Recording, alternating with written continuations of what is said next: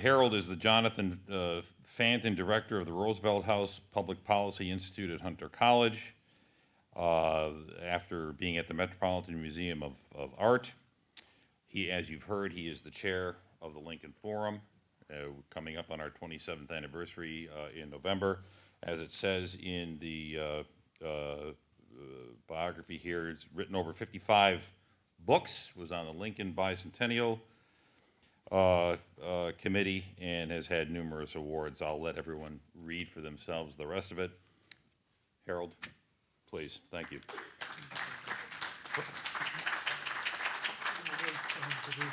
Oh, yeah, I guess I'm sorry, I jumped too fast. We didn't get the PowerPoint ready, but there we go. If you want this forward, back, this is a laser. Got it. Good thing I'm a quick study. Right? Well, thank you, Patrick, and let me reiterate the thanks everyone has extended to Patrick and Dana and everyone who's been so great to us here. I'm in an interesting position. I'm following these wonderful talks by Edna and Jonathan and Steve, and preceding the great military historian Craig. So, and lunch looming. This is not a great spot, but I will try to keep you engaged. And I'm going to take a different approach to the subject that brought us here today, and that is the 160th anniversary of the preliminary Emancipation Proclamation. I'll start with something we all know, and you all know, I think, and that is that on July 22nd, 1862, Abraham Lincoln proposed and was convinced by his cabinet not to issue or to postpone an Emancipation Proclamation. Then on September 22, 2 months later, he did announce it.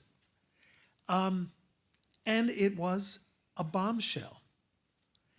If you read the literature of the press attacks on the proclamation by Democratic newspapers in the North, and needless to say by newspapers in Confederate cities, you will understand what a shock, outrage it was viewed as in much of the white press.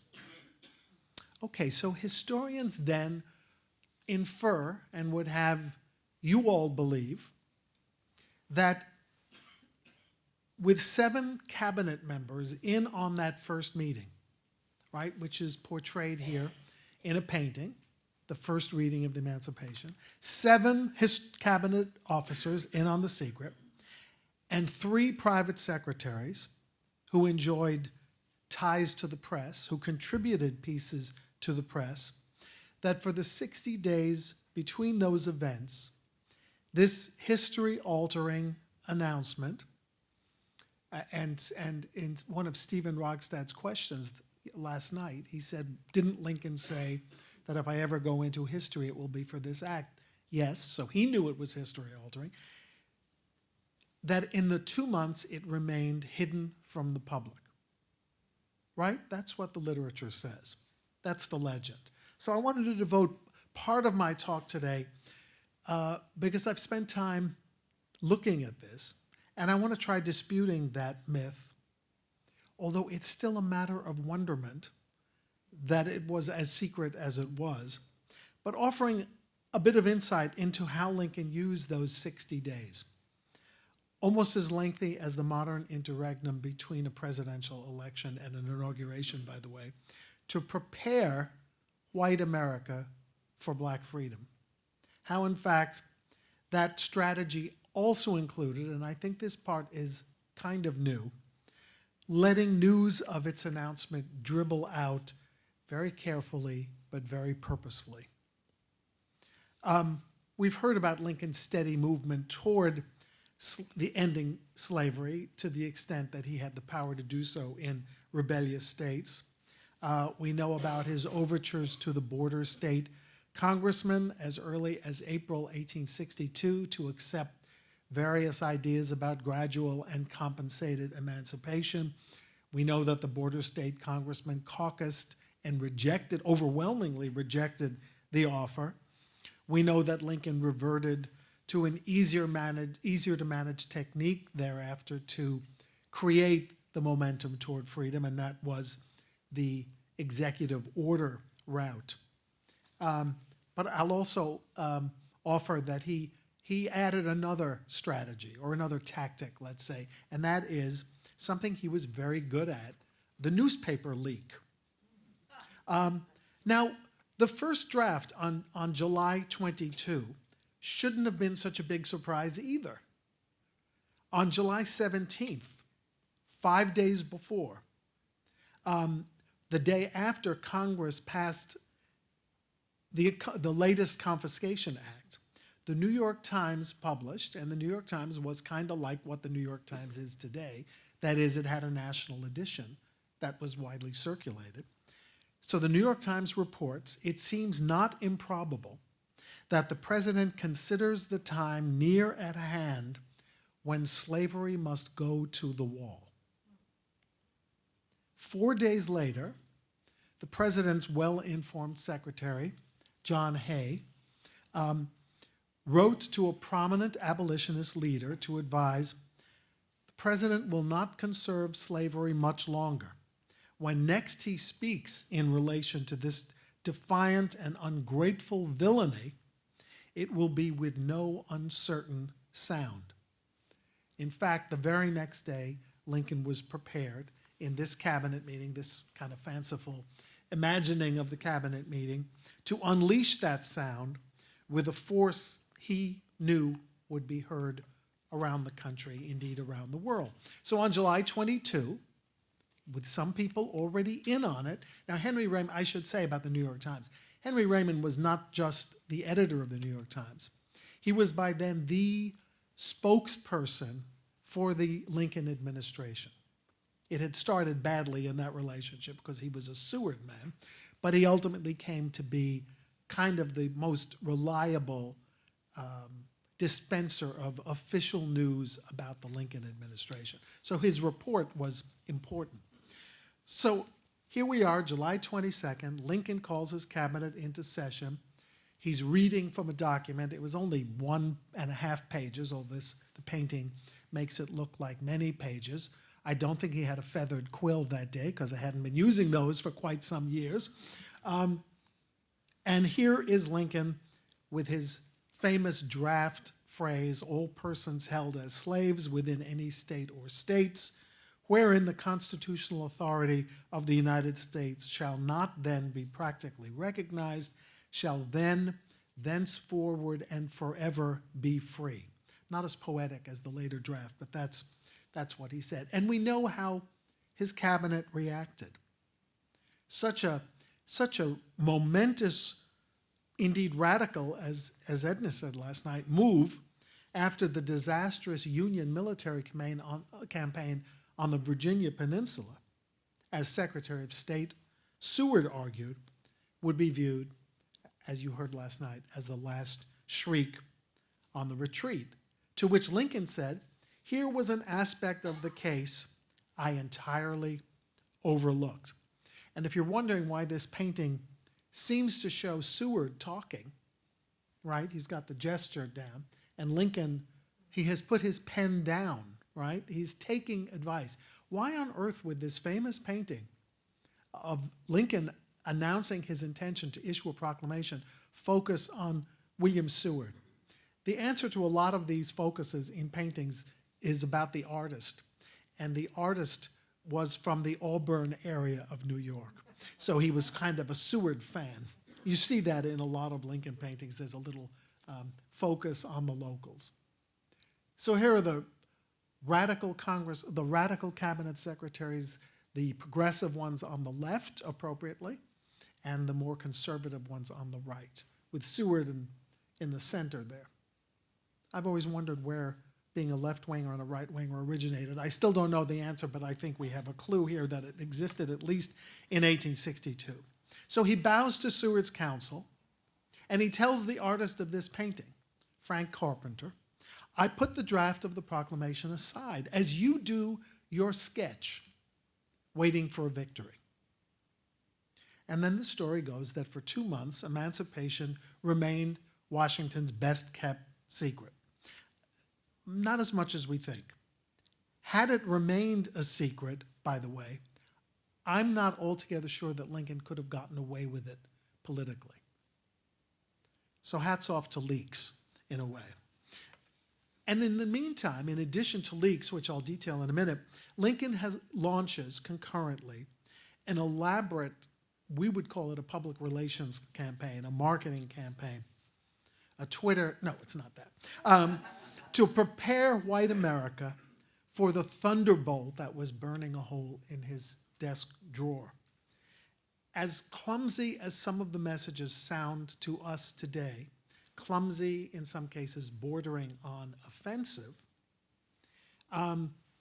they did prepare the country's divided and arguably bigoted white majority for black freedom, even if at some cost to Lincoln's subsequent reputation as a liberator. Lincoln had reasons to tread carefully.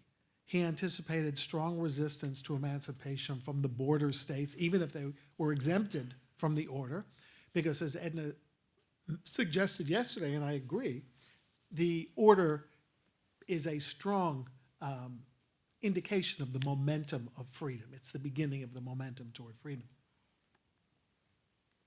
even if it doesn't take effect in the border states. Importantly, and I'll say only a phrase about this because Craig may talk about it in the afternoon, he feared pushback from within the Army, particularly from Democratic commanders like George McClellan, who insisted they were fighting for the restoration of the Union and not for black freedom. And Lincoln expected resistance from Democrats in conservative areas, like my hometown, New York, which is not exactly the bastion of freedom and equality in those days, where poor white immigrants feared an influx of free black workers who might compete with them for jobs and depress wages overall. So to stress the constitutionality of his order, to reassure the more racist elements of his fragile coalition, Lincoln determined to couch emancipation in terms of military necessity rather than social benevolence. I mean, it's true that military necessity is his only constitutional way to do this, but he never mentions social benevolence. I mean, the only phrase in the final proclamation calling for the just guidance of an almighty God is suggested by Salmon Chase. He didn't even write it. This was going to be a purely legalistic discussion. So we know the elements that Lincoln employed to make the suggestion that any overture he initiated was going to be union-saving in nature. And the most important episodes are Lincoln's meeting with free African Americans and his famous letter to the editor, to Horace Greeley of the New York Tribune, which I'll get to. Those are the upfront efforts. But the campaign actually started on July 30th. That's only 8 days after these guys convinced Lincoln to table the proclamation, when the Philadelphia Press called for presidential action against slavery. Now, it's difficult for me to imagine that one of Lincoln's closest newspaper confidants, its editor, John Ween Forney, was not in on the overall plan. They were close. Crafted this editorial as if to urge the president toward a policy that Forney surely knew Lincoln had already decided upon. I think the editorial amounts to a trial balloon, not only for emancipation, but ultimately for black recruitment as well. 1 million able-bodied men await but our word to ally themselves with us bodily as they are in heart. This is the editorial. A magnificent black blister as a counter-irritant. Will we use it? Or shall we go on for another year paying bitterly in blood for our culpable irresolution? No, the cause is too great to permit such namby-pambyism. Now, those who understood the inner workings of the administration, and there were hundreds in Washington who did, knew the editorial constituted a leak authorized by the master press expert Abraham Lincoln himself. Not for another 2 weeks was the now infamous meeting, maybe not deservedly so, with free black men in the White House. In one sense, a milestone for racial progress, for no president had ever invited a group of African Americans to any official conference at the executive mansion. But on the other hand, the cordiality eroded quickly. Lincoln's proposal of the day was voluntary emigration to Africa or Central America. An old idea, but undoubtedly a fresh disappointment to visitors who had arrived expecting news on emancipation, not colonization. And Lincoln made sure to have, speaking of newspaper leaks, an Associated Press stenographer at his side when he delivered unwritten remarks to this delegation. As John has written, he greeted them cordially and then said, you know, it's best for us to be separated.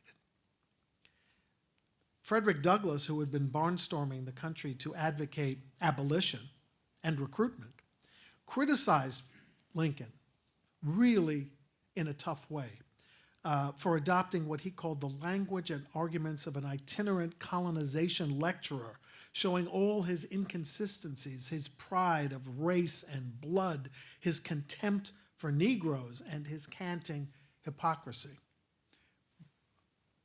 When Douglass published it, the actual emancipation was only a couple of weeks away. So he said what he had to say, but in the end, again, Lincoln knows what's coming. He's got this all planned out.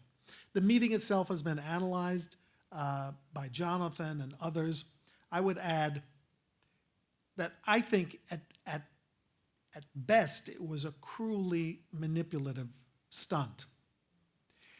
Even if it meant to tell whites that emancipation, if it came, would be inspired not by humanitarianism, but with the paramount object, as he would later say, of saving the Union.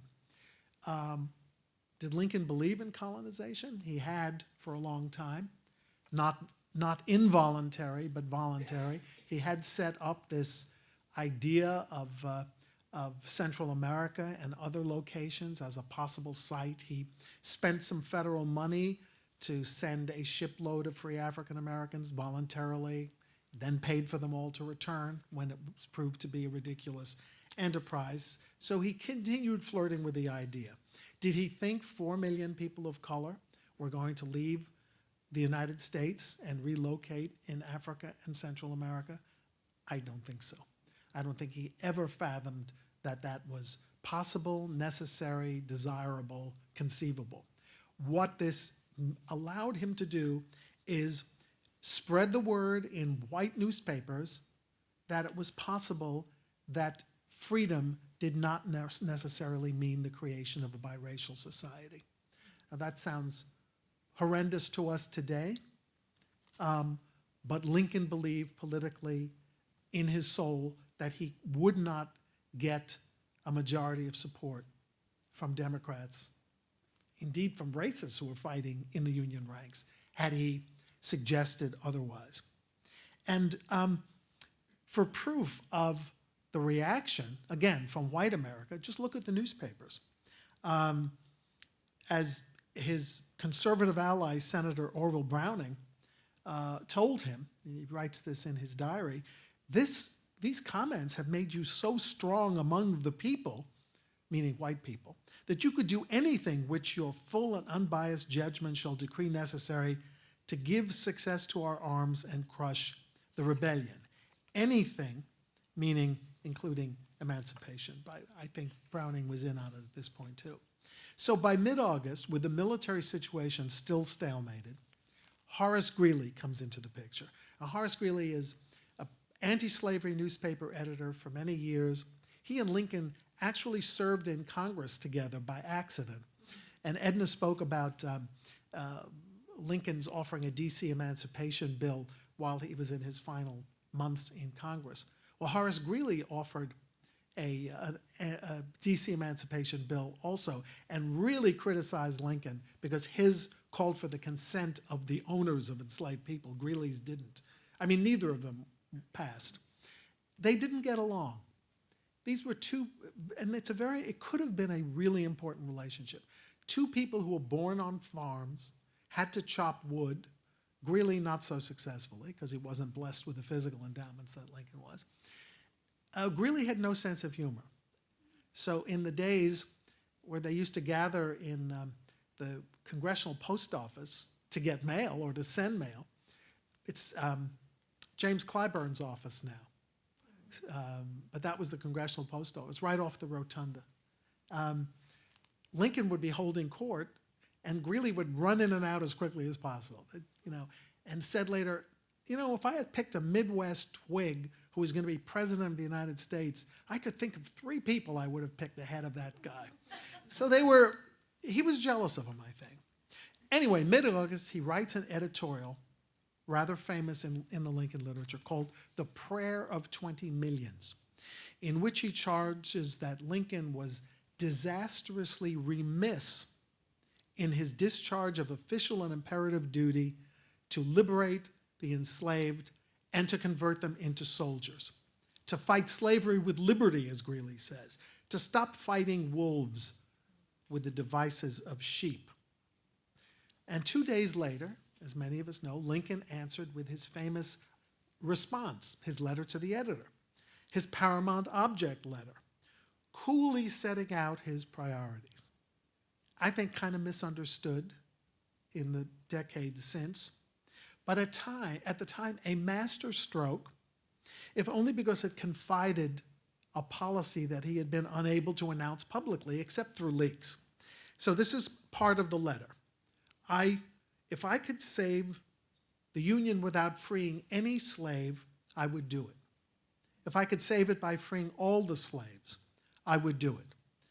If I could save it by freeing some and leaving others alone, I would also do that. Does it mean that Lincoln didn't care about the institution of slavery? Or did it mean, I've already written this Emancipation Proclamation, I want to give out that alternative, free some, leave others alone, and put it out there in to the public. And his message is consistent with his recent remarks to the Washington freedmen. Now he had, I'll just wait. Now he had subtly expanded them by introducing the idea of freeing some if it could win the war and save the Union. Now, the letter was mailed to Horace Greeley. The mail was better in those days. It was like 2 days to New York. But he also gave the letter, a text of the letter, to a very friendly editor in Washington named James Welling of the Washington National Intelligencer. And the letter appeared on Saturday, August 23rd as the paper's lead item. I know Lincoln was excited because he clipped it. He was an interesting, if you look at the papers of Lincoln in the Library of Congress, he's a very neat clipper of things, and he keeps them in his papers. And his timing was exquisite because the following morning, Sunday, the letter reappears in hundreds of newspapers throughout the North, but not in Horace Greeley's, because Greeley doesn't publish Sunday editions at the time.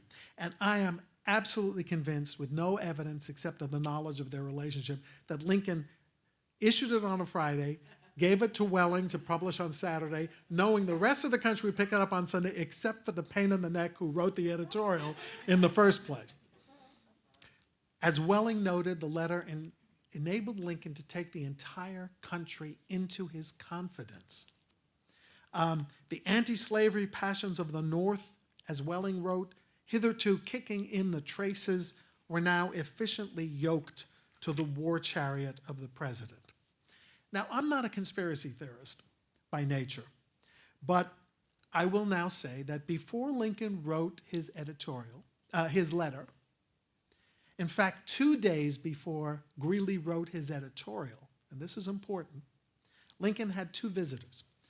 The governor of Kansas, Robert Walker, and a man named James Gilmore, who was a correspondent, he was a magazine writer, but he was obliged contractually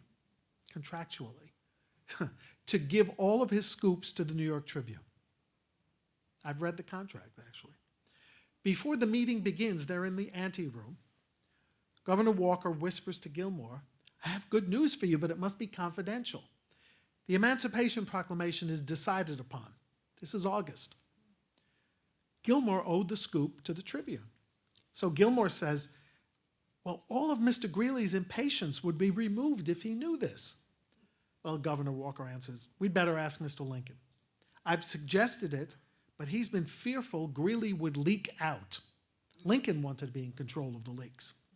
Then they go in for the meeting, and Gilmore asks the president, who does not deny that he's written the proclamation, "Can we tell Greeley?" "Well, I'm afraid of Greeley's passion for news." This is, one of those recollections written years later, but it has the ring of Lincoln in it. "Do you think he'll let no intimation of it get into his paper? I infer from the recent tone of the Tribune that you're not always able to keep Brother Greeley in the traces." Well, the president keeps asking Gilmore, "What is it with Greeley lately? Why is he so wrathy?" W-R-A-T-H-Y. Well, Gilmore says it's because of your refusal to make a direct attack on slavery. And by the way, Gilmore says, he's writing an appeal to the country which will force you to take a decided position. Aha, Lincoln gets advance warning of the prayer of 20 million's editorial. Well, Lincoln suggests, why don't you have Greeley come to Washington and we'll talk about it. Now that is pretty cruel statement, because Horace Greeley was under indictment in Washington for libel against one of Lincoln's best friends, Ward Hill Lamon. If he sets foot in Washington, he would be subject to arrest. Lincoln knows Greeley can't come to Washington, but he says it anyway. Gilmore says Greeley doesn't want you to become the advisory editor of the Tribune. As I say, they're not pals. I don't want to be the editor. I certainly have enough on my hands, says Lincoln. And doesn't that remark show an unfriendly spirit in Mr. Greeley? Gilmore goes back to New York that day. Do I think Gilmore then said to Greeley, "The Emancipation Proclamation is coming, you don't have to worry anymore"? I absolutely think he did. Because, by the way, Lincoln had also confided his plans to another Tribune editor named Sidney Howard Gay. So Greeley knows about the proclamation, not only before Lincoln issued it, but before he wrote his editorial saying he has to write it. He wanted the credit for black freedom himself. He'd been advocating it for so long. Okay, he writes his editorial, and I think he knew all along that he was asking for something that had already been decided upon. Now listen to this. There's also good evidence that Lincoln wrote the paramount object letter to the editor before there was anything to reply to. Because another journalist, Whitelaw Reid, confirmed later in the Cincinnati Gazette, the president has written a rough draft of a statement to at least one friend. So novel a thing as making it into a newspaper correspondence between the president and an editor excites great attention. So Lincoln had been preparing this argument, what I do about slavery, I do to save the Union, et cetera, before there was an editorial. So here you have two public relations geniuses struggling with each other about how this document is ultimately to be announced. Craig will tell us that it took a battle to get it announced, but that's another story. Well, Greeley believed that the letter to the editor, which he didn't get to publish until the Monday after it was written, was indeed written before his editorial came out. It was merely used by him as an opportunity, said Greeley, an occasion, an excuse for setting his own position, changed not by his volition, but by circumstance before the country. Well, he says, I'll forgive him anything if he issues the proclamation. So it's hard to judge who is craftier in this affair. The editor who knew emancipation was imminent, but publicly demanded it anyway, or the president who had already decided to proclaim emancipation, but now argued that he'd only do it if it would save the Union. Greeley wasn't done trying to trump Lincoln, if you pardon the expression. The same morning Lincoln issued his paramount object message. Now this is largely forgotten by history. The same day, because Greeley does not get the opportunity to print it. Instead, he does a headline, "The Abolition of Slavery, Proclamation of Emancipation by the President. We've obtained the breathtaking news from so many sources that it can no longer be considered a state secret." No kidding, Gilmore came back and told you.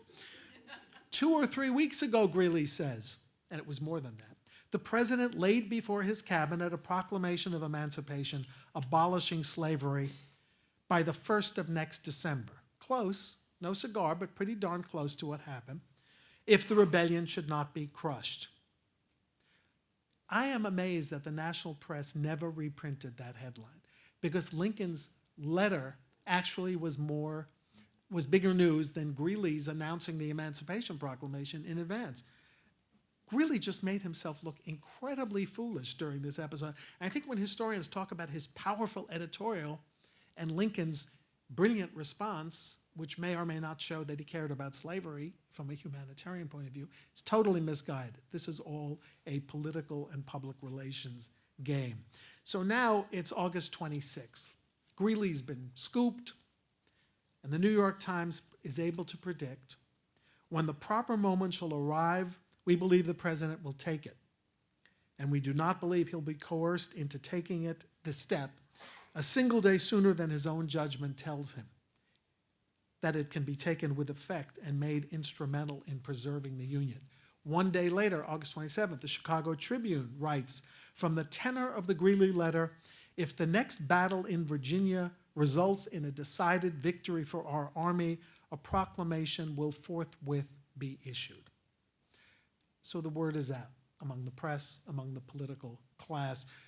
But unfortunately, the Union suffered a crushing defeat at the next battle in Virginia. So the secret of the emancipation, such as it was, may have been leaking out, but the moment died at Manassas. Well, that prompted another Republican paper, the New York Evening Post, to lament. It's well known that the president had his proclamation ready some weeks ago. He would have issued it sooner, but for the latest shameful defeat at Bull Run. Even the anti-Lincoln New York World writes, proclamation mania has overrun the North. On September 15th, the New York Post predicts, when success shall again have crowned our arms, the important document may be confidently expected. And that's all I'm going to say about the battle, because Craig will pick that up. So the announcement follows another meeting of the cabinet. Lincoln tells the cabinet, basically, I don't want to hear from you this time. I made a pact with God that if we won a battle, we'd have an Emancipation Proclamation. So we'll let it out soon. But Washington's best kept secret, hardly. Rather part of a plan, I think, to prepare white America, divided white America, for black freedom, highlighted by a competition for credit between a crusading anti-slavery editor who thought he deserved some of the credit for emancipation, and a clever but committed chief executive who, of course, timed things to make sure that credit was obviously his. And key to the effort was letting many people into the so-called secret. And that's why I think artists were able to respond and so quickly. And one of the things I wanted to show you sort of as a postscript, because we have a little time, is some of the artistic responses, because the popular arts are part of what we now call the media. They're issued in a day when pictures are not as promiscuous and readily available as they are now, when people bought engraved adaptations of paintings like this one to hang on their walls. This is the first reading, long before the painting was purchased for the United States Capitol, where it hangs in a rather obscure stairway or over a stairway. This was one of the most popular Lincoln engravings of the 19th century. And editions of the proclamation. One of the newspaper editor I mentioned a few minutes ago, John Forney, sent an artist to the White House from his native Philadelphia named Edward Dalton Marchant, M-A-R-C-H-A-N-T. Pronunciation comes from his descendants. so I've revised it over the decades, to Washington to paint a picture of Lincoln as an emancipator for Independence Hall. Lincoln proved hard to pin down. Marchant ultimately turned to a photograph that was readily available and painted this image of Lincoln, not as well known as the Carpenter image. Lincoln in a formal attire, a white tie that we never see him in, holding that feather quill again, but with a signature that shatters the shackles that are on a Statue of Liberty before there was the Statue of Liberty in the background. It looks a bit contrived to the modern eye, but it was, in fact, very popular in Philadelphia. In fact, it was engraved in time for the 1864 campaign and became a tool for the Republican election effort in Pennsylvania. The way I always have been able to tell whether prints are important and influential is whether they were stolen. Copyright laws were looser in those days. So this is an engraving which probably cost a couple of dollars. Lithographs only cost pennies, 10 cents.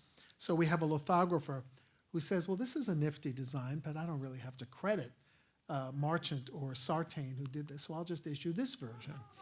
And here is another 1864 campaign print, a little bit coarser. This is very much like, or is it? This is the same print that Dan Weinberg showed us yesterday, right? This is is it not? It's slightly different. Let's look. Well, I can look here. No, there's the devil and there's the, yeah. It's different. It is a different version. But you could see there is much, shall we say, flattering adaptations from each other. This is by a printmaker named Max Rosenthal of Philadelphia, 1865, published by L. Franklin Smith, who actually brought it to the White House and presented it to Abraham Lincoln, and then did a print of that ceremony and used it as a marketing tool to publish this brochure. And here it is again. Oh, here's a close-up of the presentation. March 6th, 1865. Right after the second inaugural. Lincoln was heard to call these kinds of prints with the reproduction of the kind of legalistic, banal words of the proclamation, ingenious nonsense. But he accepted it very graciously, which made it popular. There are different versions of how he was motivated to write the proclamation. This complicated one is actually considered a flattering one. It's by a Pennsylvania painter named David Gilmore Blythe, and it's supposed to ask, what inspires Lincoln?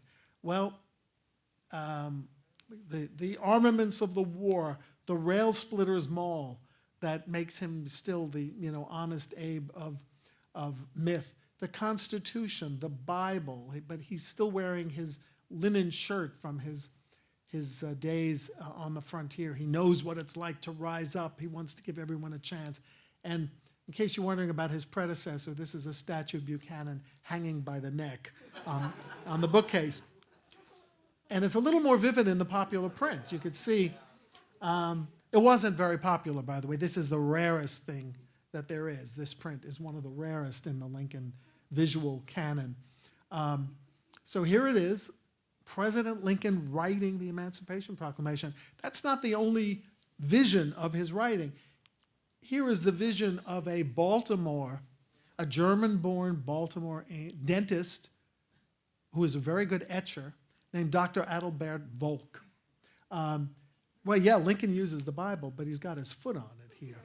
And he's writing the proclamation from the devil's inkwell, inspired by slave revolutions and by St. John Brown. See the halo over John Brown? And he's obviously had too much to drink. And if you're wondering about the sunlight inspiring him to write, well, look at the vultures outside. And the vulture is the curtain. What do you call those things that hold back a curtain? A tie back or something. I struggled for years to figure out what this was, right? Is it a baboon? It's actually the Scotch cap that Lincoln allegedly wore to escape assassins in Baltimore, pulled over a Statue of Liberty to show that his show his cowardice. Again, all sorts of interpretations. This picture was suppressed. It didn't come out until after the war. And as we get to the 1864 campaign, the New York World, the Democratic paper, warning presumably horrified white voters of what the upside-down world will be like if Abraham Lincoln is reelected, with black and white people actually speaking to each other as equals, the president bowing his head to a black woman, a white driver driving people of color, intermarriage, spooning, whatever, the millennium of abolitionism. Other printmakers saw even more horrors. To the Southern Illustrated News, while it was in operation, Lincoln had been unmasked as Satan himself. Satan is not just flying over the print. Lincoln is Satan. And if you look at, this is, of course, the unfinished Washington Monument, but it has been set up with a gallows to take care of the traitor who on January 1st has devilishly issued the proclamation. But the campaign had its visual compensations. This is Currier and Ives commenting on the two platforms of the Democratic and Republican parties. The Democratic platform, you see General McClellan offering a peace offering to Jefferson Davis, who's always shown in tattered clothes by this point in northern prints, usually with a dagger, and here subjugating a captured black soldier. And we know, as we heard from earlier talks, that a free black man who was captured by Confederate troops was subject not only to re-enslavement but to immediate execution. And the Lincoln platform, which offers the bayonet not to a black soldier but to J. Davis himself, and a black soldier. By the way, a measure of what these times were like. There is a black soldier, but he's speaking in a dialect imagined by white people to be a black jargon. So, you know, there are very few examples of perfection in this quest for liberty. We heard that emancipation precedes the 13th Amendment in the state of Maryland. This is a print of a magic lantern show that adorned the streets of Baltimore. Back to Carpenter. I will end with him because he was my illustration from the beginning. How did Carpenter do that big 15 by 9 foot painting that's in the Senate? And if it's ever easy to get back into the Senate, you should go to see the painting because it's so imposing. It's right off the Senate gallery. And didn't we go to one of the impeachment hearings? So we got to see it again at the not the hearing, the trial. Here is the photograph of Lincoln at his cabinet table in April 1864, posing as the artist wanted him to pose. And these are the legs of John Hay sitting in for Seward. It's the only photograph, there are two of that day, that we have of the famous second floor office and the cabinet table, where he signed the proclamation ultimately, holding some correspondence in his hand. It's not professionally lighted. And little Tad did not help matters by locking the key of the darkroom, locking the door of the darkroom and refusing to give it to the photographer. So it's not the best photograph, but it is the first of a president in his office that I know of. I wish I knew what this was, the decorations. We know he had an Andrew Jackson painting around here. And here is a model painting that Carpenter did, which is now in the Union League Club of New York. And to show you how he was experimenting, some ways, should I have him standing up? This is a momentous decision. Like Daniel Chester French for the Lincoln Memorial, he decided that he should be seated and did many sketches of the way he would pose him. And here is the final sketch where he identifies the cabinet members and then, of course, proceeds to the painting. And as I showed you earlier, it inspires the print. To show how big a piece of news this was, not only in the press, but in the pictorial media. Again, imitation is the best example of flattery, but also of commercial possibility. Here is a version that a printmaker made named Edward her line, which kind of loses the whole point of the left-wingers and the right-wingers, but still manages to copy the scene. I mean, Seward doesn't even seem to be paying attention in this one. He's looking off that way. And they must have liked Stanton because he gets to have his head on the body that was Seward's. And here's a version by a printmaker in New York named Thomas Kelly, where he's added General Grant, gives him kind of pride of place. It's not really about the proclamation, it's about Grant. And at this point, by the way, this is not to suggest that any of these artists deeply cared about emancipation. Although Carpenter did, the artist Carpenter was a pro-freedom man. Thomas Kelly wasn't particularly, because at the time he issued this print, the war had ended. And the southern marketplace, so long off limits to northern printmakers, was reopened. Kelly says, well, I have an opportunity to sell this scene in the South. I don't think this one will work. So why don't we do this one? So here is the ultimate bastardization of the Carpenter image. It's now Jefferson Davis and Robert E. Lee. I wonder if they ever saw this print. They could have. And I wonder if they knew that they were seated around the table on which Abraham Lincoln signed the Emancipation Proclamation. Well, so there are lots of obscure images that I've amassed over the years.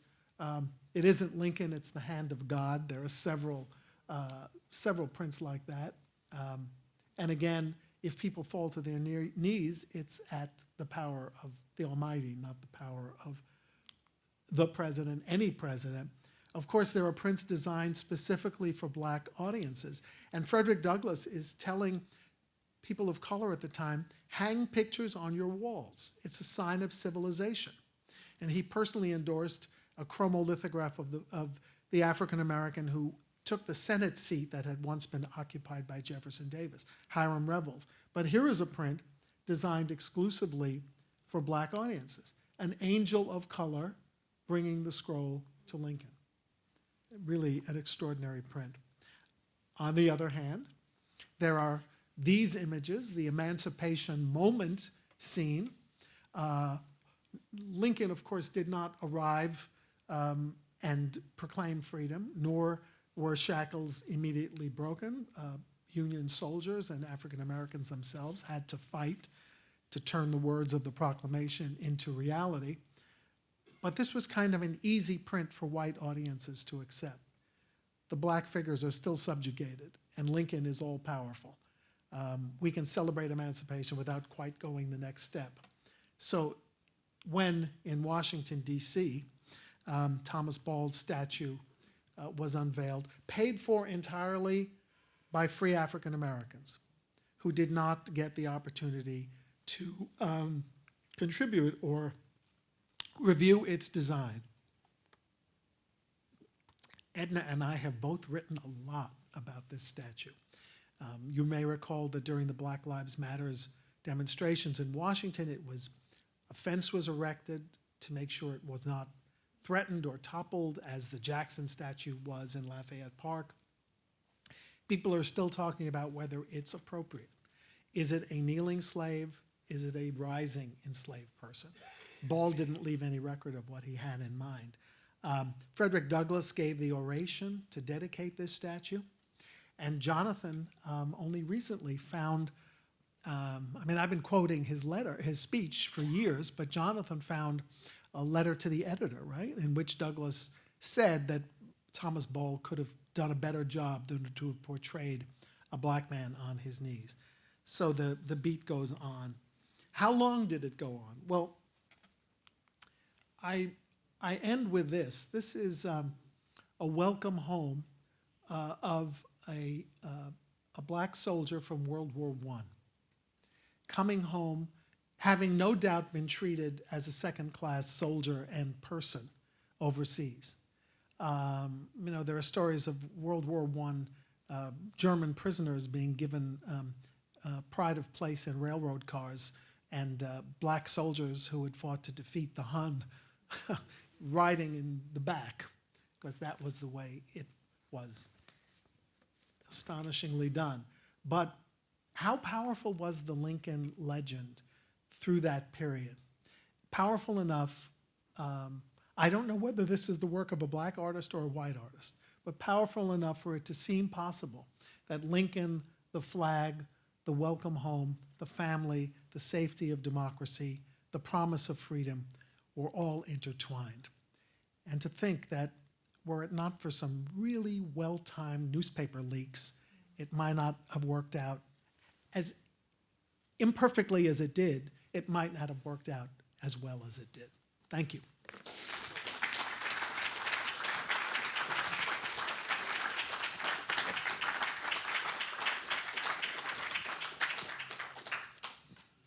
Thank you, Harold. Sure. On to questions. All right. Yeah, yeah. Okay, I'm the moderator of the Q&A. You should ask because lunch is not ready. Okay, now suddenly, hands shot up. Steve, you want to wait for the mic so it can be on the tape?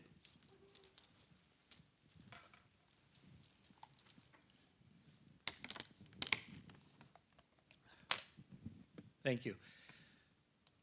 In the numerous books that you've had out on Lincoln iconography, going back to the 90s and that, when you look at 80s. Sorry. Right. You couldn't read then. I couldn't read then. No, thank you. They were read to me, though. You know, I did like the pictures. But when you look at those books and then you think back, and I'm thinking back, and this is kind of an off-topic question, but you know, Albert Shaw's 2 volumes on cartoon history of the Lincoln's of Lincoln's life. Is there still value when you look at your interpretation of iconography and other contemporary views on Lincoln iconography? If you compared that with Shaw's works, early works, is there value still in his works at all? And if there has been a change in interpretation, what would you say they are today? I don't think I revise Shaw so much as obscure people like Winfred Porter Truesdell, who wrote a volume 2 of The Prince of Abraham Lincoln, and no one has ever found volume 1. It's a very peculiar and collectible. If Dan Weinberg was here, he'd probably say he has one available. He made one available to me at a very steep cost once upon a time. So I think the Shaw book has been revised by other books on cartoons. And I think what the revision has entailed is not so much reinterpreting the material, but as saying not everyone read Harper's Weekly and Frank Leslie's exclusively. There were also things called Funny Fellow, PH, Funny, PH Fellow, and much smaller publications that were read in the hundreds, ultimately the thousands, and a fellow named Gary Bunker, I've been vamping because I wanted to remember his name, did a really good volume on that. But yeah, sure, the study evolves. Mark Neely and Gabor Bord and I had put out the Lincoln image and gotten responses, and we put out the next year a book called Changing the Lincoln Image, which was kind of a corrective in 1 or 2 ways and also an expansion of ideas that we developed after it came out. And if I could do it again, I would do it a different way again.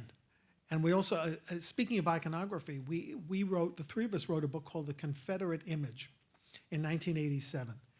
And I almost sheepishly look at it every once in a while to check a fact. And I think to myself, I hope I didn't say anything that I would be embarrassed for today. Maybe I'd be embarrassed about doing the topic today. I don't think it was doable. It could be done today, or should be in a way. But I'm relieved that we did not celebrate Davis or Lee. We commented on the evolution and proliferation of their images. And like the influence of slavery on the North and on Europe, as Edna said the other day, the commercial impulse to celebrate Confederate heroes by Northerners who had printing presses and distribution networks was after the war, after slavery, was huge. So, yeah, the field has changed, but there's still good work being done. Questions? Yes. When I look at this wonderful audience we have today, you know, I just calculated the average age is 70 years. So my question I'm to happy you, to be a youngster. Yeah. By a little. So my question to you and maybe some of the other speakers, is there an interest in our younger people, you know, maybe 70 years, about Lincoln and understanding the importance of what he did and his contributions to the freedoms that we have today and still the struggles we have today? Well, it's a difficult one. The answer is, I think, that there is a lot more interest generally in history in the experiences of ordinary folk, soldiers, people of color, women of color. There's some extraordinary works in the last couple of years about women and their war for freedom and dignity and family protection. I just think we're in a period where lots of things that have not been explored before are appearing and stimulating wonderful scholarship and tremendous interest. So I'm not sure the day will come that it did for me, for example, although I'm not sure exactly how, but it kind of a confluence of circumstances in 1960 when I was 11, the Civil War centennial, I think the John Kennedy, just the interest in government, and then the Civil War centennial, the commission that Kennedy said they couldn't meet in a segregated hotel because the commission wanted its one African-American member to stay at a black hotel.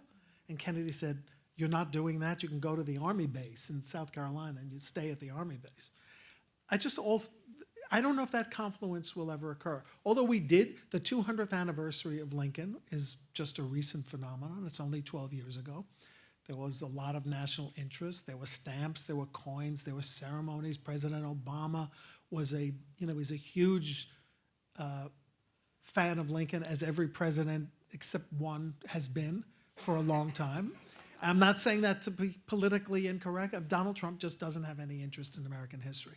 But the other presidents are enthralled by history and by Lincoln. I don't think any president has come there since 1865 who does not have thoughts of, sees ghosts of Lincoln. Anyway, it's a long-winded way of saying it's not just Lincoln, it's American history. And whether that's because of the lack of teaching on the grade school level, which I think is bad, coupled now by censorship and invasion of teachers' rights and knowledge about curriculum, it's not good right now. So people coming into college and becoming 20s are not studying American history or civics or getting into participation as they used to. So I despair, but I don't despair. People are still buying books, and they're still coming to the Lincoln Forum, and there are young people here. Even if they have to be told by their professors they'll get extra credit. I'm all for that. Wendy. Well, I know that I'm, as a retired teacher, music teacher, that the kids are really still learning about Lincoln, because when the little ones learn about money, what are they learning about? The quarter and the $5 bill. And so they get experience through money about who Abraham Lincoln is. Whatever it takes. And I know that, we had a whole wall full of presidents, and they are able to say that's Abraham Lincoln, because they do get a little bit of what he's about. And we should credit Francis Carpenter, the artist who I began with, because the picture in the White House didn't turn out too well. So he took Lincoln to Matthew Brady's gallery on February 9th, 1864. And the result was the penny profile and the two photographs that have appeared on the $5 bill, all made on February 9th, 1864. So posed by an artist so that we would remember. One more question. Yes, sir. Okay, we'll do two more. I paid for this microphone. I'm just kidding. Very good. Okay, two more. Right up, Dr. Boland? Just quickly, the last image you had on the World War I image of the black family with Yeah. Lincoln's portrait on the wall. Are you able at all to track from that image to say Robert Van's famous quotation in the 1930s from the Pittsburgh Courier, "It's time for blacks to turn Lincoln's picture to the wall." Can you say a bit about that and just maybe explain the trajectory of that, or is this a lunchtime question? Well, it's an interesting question. I'll be very brief, and we can definitely talk about it more at lunch. Yeah, there's always been an anti-Lincoln movement, whether it's by Southerners or by African American writers later, but it's always been coupled with the other kind of discussion. I mean, the Lincoln field could not have had a stronger advocate than Barack Obama.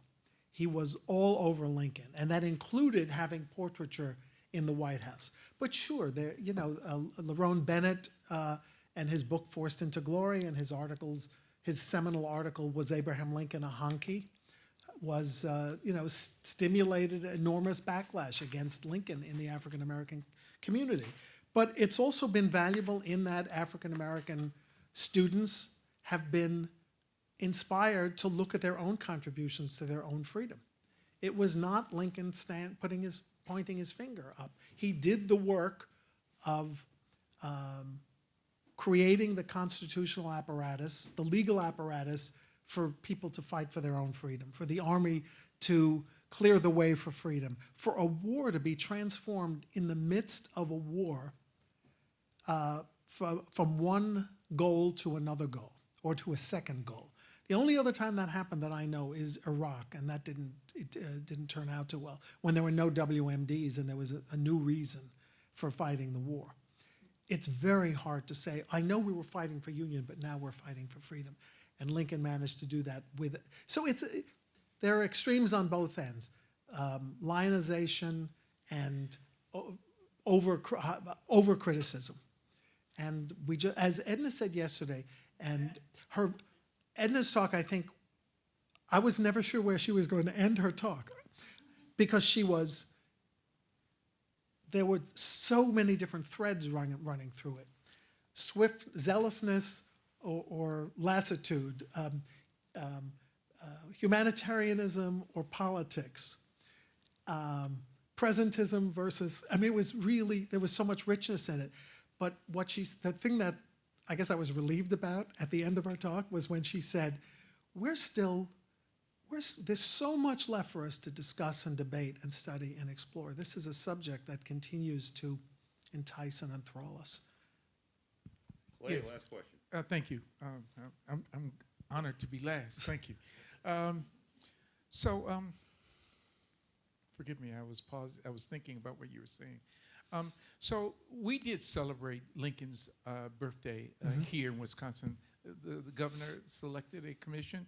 I served on that commission with a bunch of other people. In the book, Lerone Bennett, you could feel the passion of angriness of anti-Lincoln. African Americans, by and large, at least in this area, feel the same way, but they don't know why that they don't like Lincoln. Just that there's a whole host of things, and it takes some work for them to process that information, why they don't like him, but they don't know why. Then the question that I have for you, in a sense, you underestimated the colonization activities that took place. Here in Wisconsin, I have documents of African Americans meeting in a specific location to go back to Africa. Groups of them wanting to leave to go back to Africa. There's a guy by the name of Jonathan J. Myers who by himself takes his son and actually goes back to Africa and wants to plan a colonization in Niger or Niger. He is not successful because they have a war going on there, and he eventually plans to. I have some thoughts about what he wants to do because he eventually goes to London on his way back to America. He is planning, I know this isn't, please forgive me for talking so much. He eventually stops in London on his way back to America. because he is working on a marketing plan to have those people grow cotton in Africa rather than grow some other crop, and then so they can have an economic arm to send to make money in Africa. So colonization. So Lincoln's words and his supporters of the idea of colonization reaches Wisconsin in a big way, is the point that I want. And there's very little talked about this idea. He wanted black people to be either in Africa or slaves. And for all of his presidents, all of the presidents prior to his presidency wanted that one way or the other. They didn't want African Americans to stay here as equal citizens. So let me try. You've raised some interesting threads. And by the way, thank you for the work that you do at your museum and for bringing it to my attention. Next time I'm in Milwaukee, I'm definitely going to stop there. I agree with some of what you said, not everything, but I will concede, and for sake of historical accuracy, Lincoln does stay on the colonization theme for months after the proclamation. At his annual message to Congress on December 1st, so that's August, September, October, November, all through that period, many of us know, because Aaron Copland helped enshrine it, when he says we cannot escape history. We'll be remembered, it seems like an upbeat pro-freedom speech, and its peroration is. But in the preceding paragraphs, he's suggesting legislation that will keep some form of slavery in operation until 1900. It's the only time Lincoln ever mentions the 20th century in all his writing. I know 1900 is not technically the 20th century, but it's close. And he talks about colonization. He stops talking about colonization once Congress passes the Black Recruitment Act, so that's about March 1863. Never again does he think it's possible to even discuss colonization or to spend the congressional appropriation that has been given him, something like $25,000. I don't think that sounds like a lot today, but it was good for an experimental voyage, et cetera, and establishment of a colony. So what I don't agree with vehemently is that Lincoln wanted people of color either to be enslaved or colonized. I think he for better or for worse, got his training in the colonization idea as a disciple of Henry Clay, who was a national spokesman for colonization as almost a missionary idea, as ridiculous as it sounds to modern Americans. It didn't, again, Edna warned us about presentism. This is the 1830s and 40s when Lincoln is introduced to this idea. I think he views it as an alternative, never as a requirement, never as a way to divide society or force people from society, but he does have the gall to tell, free black Americans who've been in this country almost as long as his people have, that they have an alternative to leave the country. It's very, very complicated. I sort of think he did believe in it as an idea for longer than white historians are comfortable with, but that he discarded it, and discarded it earlier than some people suggest. As for the vague dislike of Lincoln, I think there are many factors in the black community. I think there are many factors. I think the Bennett philosophy has infiltrated the reputation of Lincoln. Du Bois's words are considered now. I think the emergence of Frederick Douglass as a powerful force in the fight for freedom, most recently in David Blight's magisterial biography, has given people the idea that there were other players involved in this march. But I also am very aware of the perils of assessing reputations because they're always changing. I remember that now I have to remember the year because I'm not good at the 21st century. It's 2008, when Bill Clinton was campaigning for Hillary Clinton in South Carolina in the primary campaign. He reminded the audience Well, you know, there's Hillary and there's Obama. What has Obama done? I mean, Hillary's been fighting this struggle for years. It's like saying that Dr. King signed the Civil Rights Bill, not Lyndon Johnson.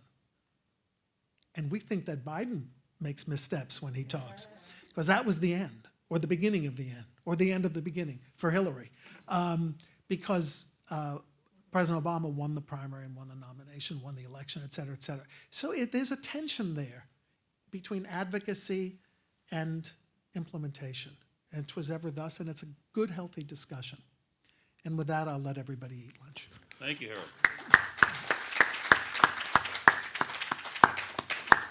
Okay, lunch, not in this building, okay? So we're gonna go across the street. There's a walkway across the road there. You'll see a kind of a lengthy covered walk, and you'll be going into that building. And we'll see you over there for lunch. I'll help lead the way. Back here at roughly 1:30 for Craig. Thank you.